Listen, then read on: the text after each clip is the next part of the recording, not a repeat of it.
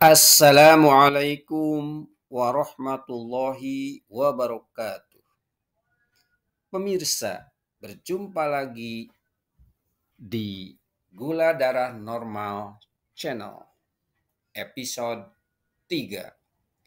Di episode 3, saya akan mengulas lebih detail dari salah satu pilar ketopastosis, yaitu makan. Kali ini temanya adalah pola makan penderita diabetes. Jangan lupa bahwa semboyan kita adalah tanpa nasi, tanpa gula, tanpa terigu, dan tanpa diabetes.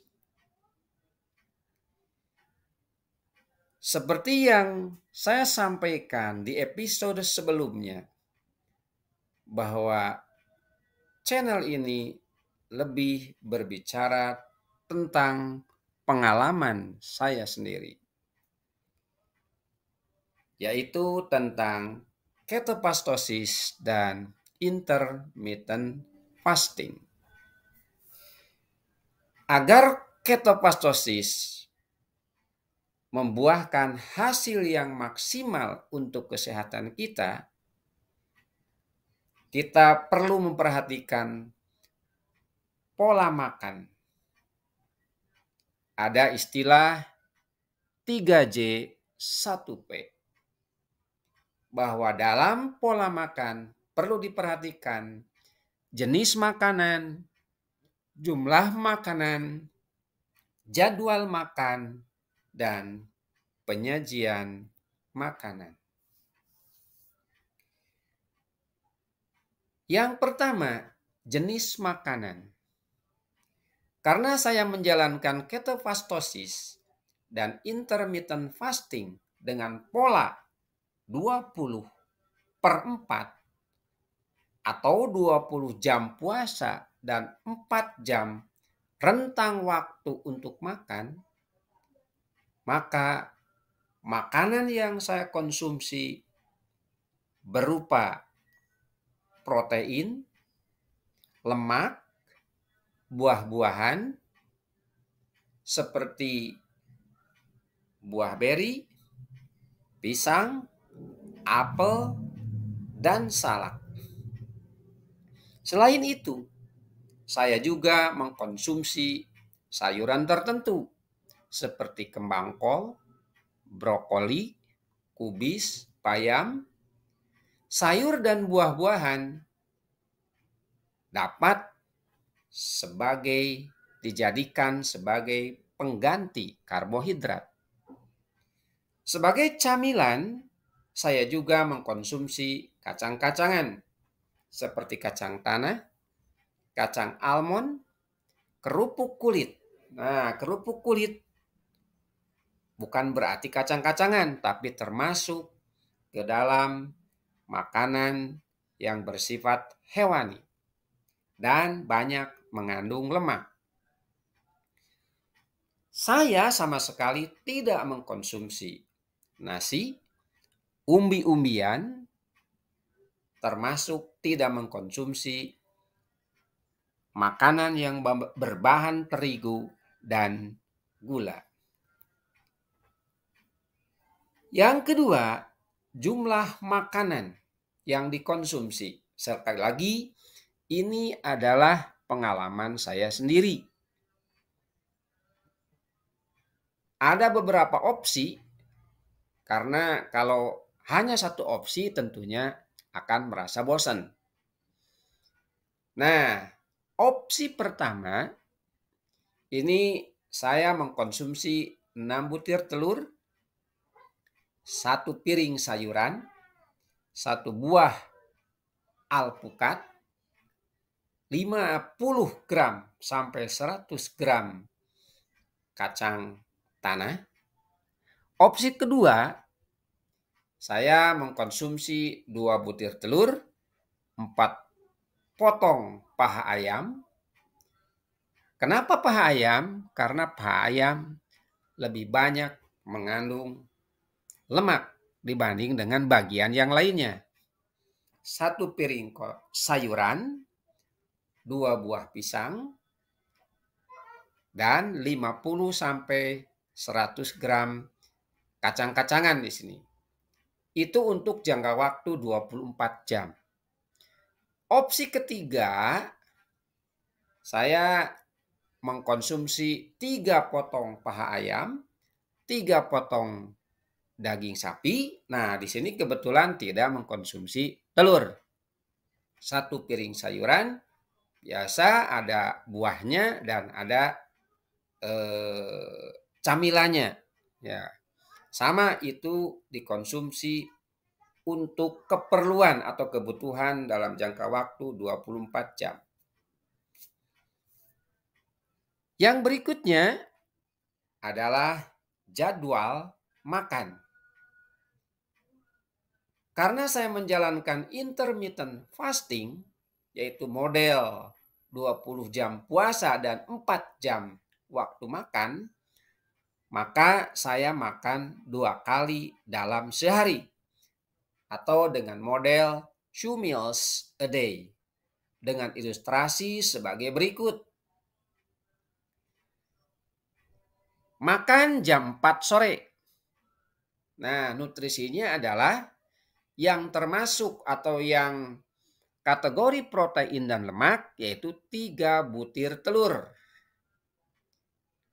Di situ putihnya sebagai protein dan kuningnya sebagai lemak. Sayurannya setengah piring. Terus buah-buahannya bisa 1 butir pisang. Nanti jam 8, nah rentang waktu makannya 4 jam, yaitu jam 4 sampai jam 8. Nah, jam 8 saya makan 3 butir telur, setengah piring sayuran, 1 butir pisang.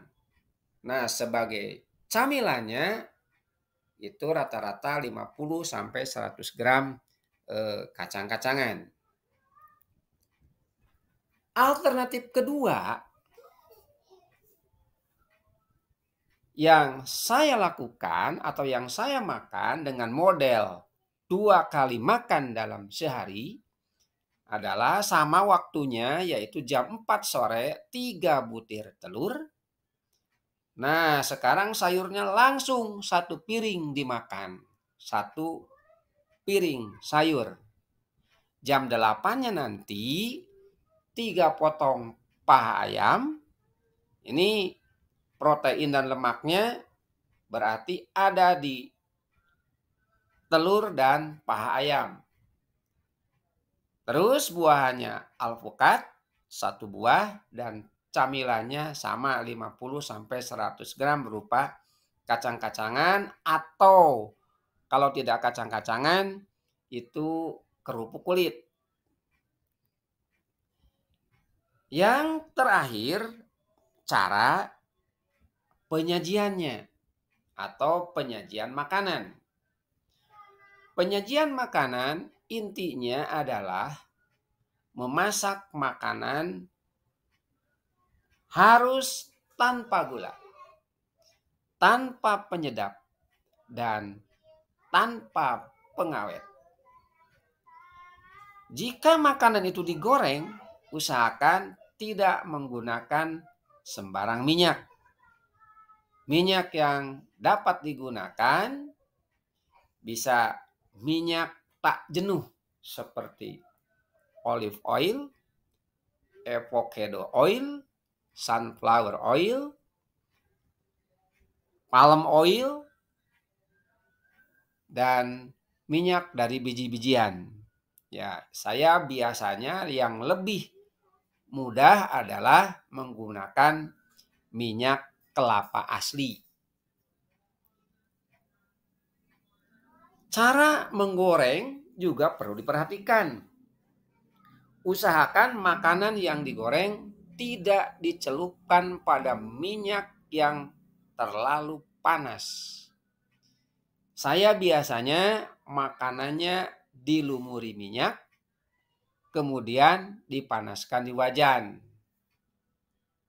Jadi pertama umpamanya ingin ayam goreng, ayamnya direbus dulu, sudah matang, dilumuri minyak, baru dipanaskan di wajan.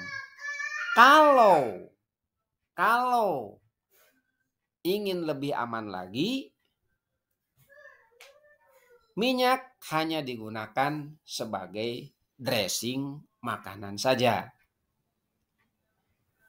Saya lebih sering makan makanan yang direbus, dikukus, dibakar, dipanggang, atau disangrai. Seperti telur rebus, pisang kukus, sayuran kukus atau sayuran rebus, ayam bakar, ikan bakar, kacang tanah sangrai. Andai kata ingin membuat sambal, sama bumbunya itu direbus dulu atau dikukus dulu. Jadi si sambalnya tidak digoreng. Jika sudah bosan dengan makanan-makanan yang direbus atau dikukus atau dibakar, nah baru tadi jadi makanannya dilumuri oleh minyak kemudian dipanaskan di wajan. Atau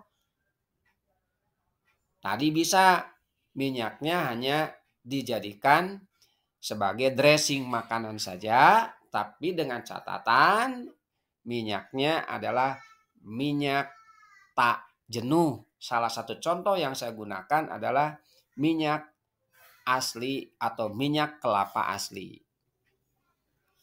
Biasanya makanan yang dikukus atau makanan yang saya makan itu terlebih dahulu itu dikukus ya. Jadi dikukus terlebih dahulu.